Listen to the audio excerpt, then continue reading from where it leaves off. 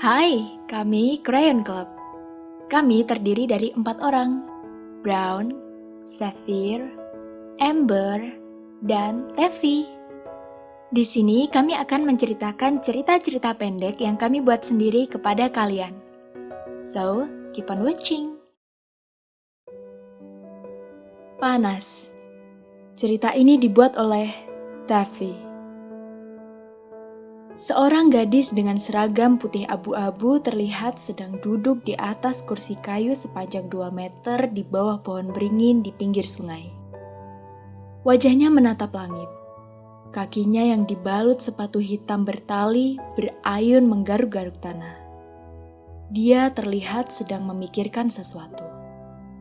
Sesekali, ia mengulurkan tangannya ke depan sampai cahaya matahari jatuh di atas kulitnya yang putih. Sekali, 2 kali, berkali-kali. Tapi semakin sering gadis itu melakukannya, semakin jelas pula kebingungan tergambar di wajahnya. "Hai," seorang laki-laki menyapanya dari belakang. Laki-laki itu terlihat seumuran dengannya. Si laki-laki kemudian mengambil langkah dan duduk di sebelah si gadis. "Bukankah kamu laki-laki penjaga toko di seberang jalan itu?" tanya si gadis dengan malu-malu. Rupanya, ia memendam perasaan kepada si laki-laki. "Iya, dan bukankah kamu gadis yang sering ke toko hanya untuk membeli permen lollipop?" Si laki-laki mengingatnya saking seringnya si gadis datang ke toko. Si gadis hanya tersenyum lalu menundukkan wajahnya. Ia tersipu malu, mengingat bahwa permen lollipop hanyalah alasannya agar bisa datang ke toko untuk melihat si laki-laki. "Sedang apa kamu duduk sendirian di sini?" Mata sendu si laki-laki menatap lembut si gadis. Pipinya kemerahan. Ternyata, ia juga memendam perasaan untuk si gadis. "Aku tidak tahu kenapa aku ada di sini. Setelah membeli permen ini, aku berjalan untuk pulang lewat jembatan gantung itu. Seperti biasanya," jawab si gadis sambil menunjukkan permen lollipop rasa stroberi di tangannya. "Tapi, entah kenapa aku malah duduk di sini. Aku tidak bisa lewat, orang-orang sangat ramai di sekitar jembatan itu. Sepertinya ada perayaan," sambung si gadis sambil menunjuk jembatan gantung di depannya. "Mungkin ada lomba memancing untuk perayaan hari perikanan," si laki-laki menambahi. Suara orang-orang yang berkumpul tiba-tiba menjadi kencang dalam satu waktu yang bersamaan. Seakan ada orang yang berhasil menangkap ikan besar dari sungai. Tapi ada yang aneh. Mereka bukan mengangkat naik seekor ikan, tapi mereka malah mengangkat naik seonggok tubuh yang pucat ke atas tanah. 1, lalu 2. 2 tubuh yang pucat dan terbujur kaku diletakkan berdampingan di pinggir sungai. Si gadis terkejut, matanya terbelalak. Begitu juga si laki-laki. "Ya Tuhan, siapa itu? Bagaimana bisa kita tidak tahu kalau ada orang yang tenggelam?" ucap si gadis terbata-bata. Tanpa pikir panjang, ia berlari ke arah tubuh yang tergeletak itu. Ia terlihat sangat bersedih atas musibah yang terjadi di depan matanya. Si laki-laki menyusulnya di belakang. Kecepatan lari si gadis melambat saat jaraknya sekitar 2 meter dari tubuh kaku yang mulai dimasukkan ke dalam kantong jenazah oleh petugas. Raut sedihnya berubah.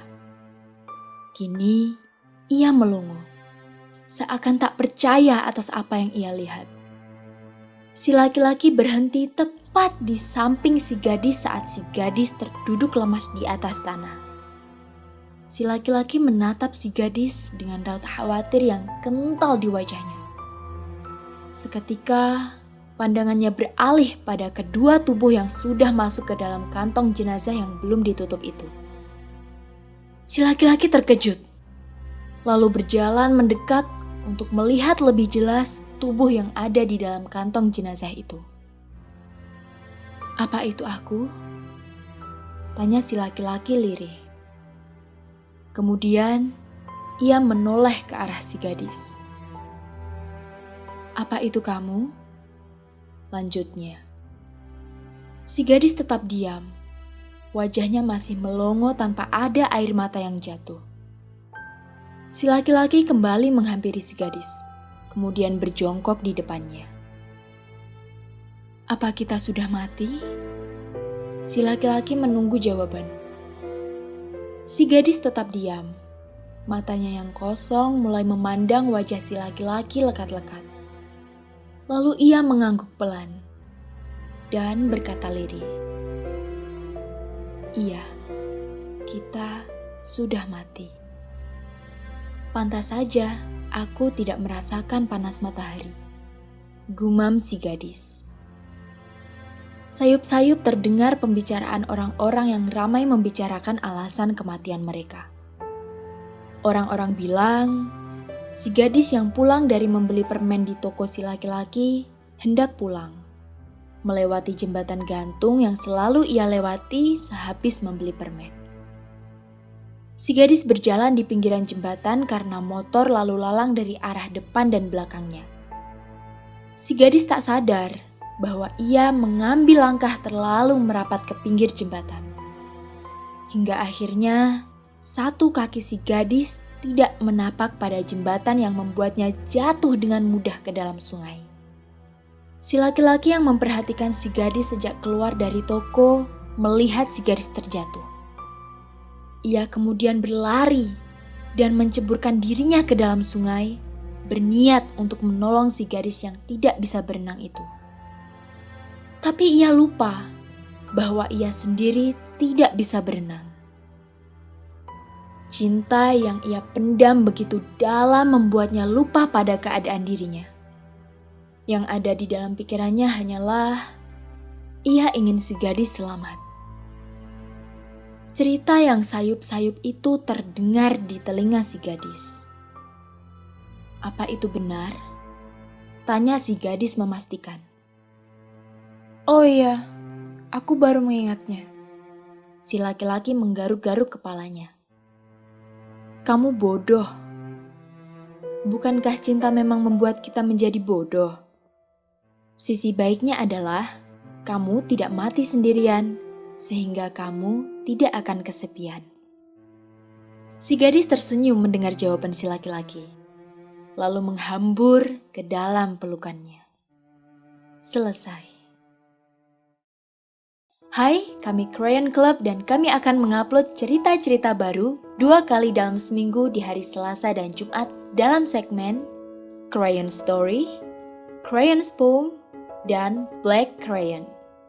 Jangan lupa klik like, share, dan subscribe di bawah serta nyalakan lonceng notifikasinya supaya kalian tidak ketinggalan video-video terbaru dari kami. Bye!